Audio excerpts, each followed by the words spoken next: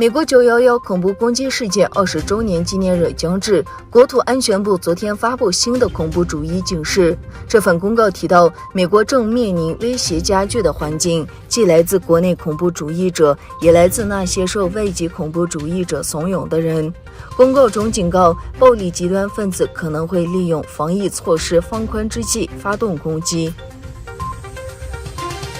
委内瑞拉政府与反对派代表及挪威、墨西哥等协调方代表在墨西哥首都墨西哥城出席协商对话启动仪式。委内瑞拉政府与反对派代表13日在墨西哥首都墨西哥城启动新一轮协商对话，寻求解决委国内政治危机。委双方代表在仪式上共同签署了备忘录。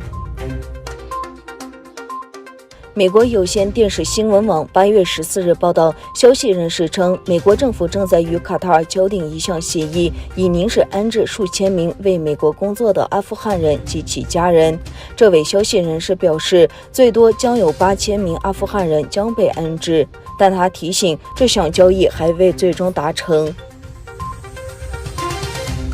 当地时间8月14日，尼日利亚中部高原州官方证实，当天一个中型巴士车队在该州首府乔斯北部一条公路上遭到袭击，造成20多人丧生，14人受伤。尼日利亚西北部和中部地区一直存在穆斯林游牧民和基督教农民之间不时因争夺资源、水和土地控制权而爆发的冲突。土耳其波尔萨1326全景征服博物馆馆长获赠一幅代表维吾尔12尔木卡姆的画作，以表扬该博物馆举办维吾尔种族灭绝主题展览。维吾尔12尔木卡姆被列入联合国教科文组织2005年编制的人类非物质文化遗产名录。此外，布尔萨 IHH 部分组织了东突厥散图片展和支持请愿，以抗议中国在东突厥散对维吾尔人的种族灭绝、同化和压迫政策。土耳其黑海地区遭到水灾袭击后，东突厥散非政府组织国际联盟和新来越人道主义援助救援队在喀斯塔莫努斋区开展了救援活动。救援队在波兹库尔特斋区分发食物时，会见了环境和城市事务部长穆拉特库鲁姆，表示东突厥散人始终与土耳其同胞站在一起克服困难。中国驻荷兰大使馆前的大屏幕曝光了中国在东突厥散实施的种族灭绝和侵犯人权行为，并呼吁抵制2022年北京冬奥会。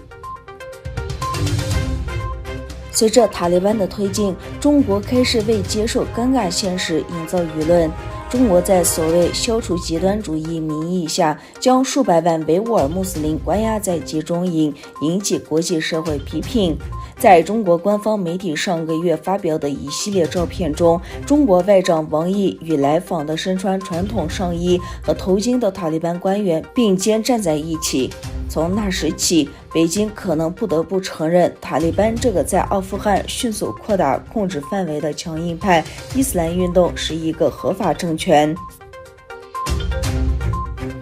国务卿布林肯说，我们敦促世界各地的合作伙伴继续谴责中共在东突厥散的种族灭绝和危害人类罪，并防止强迫劳动产品进入供应链。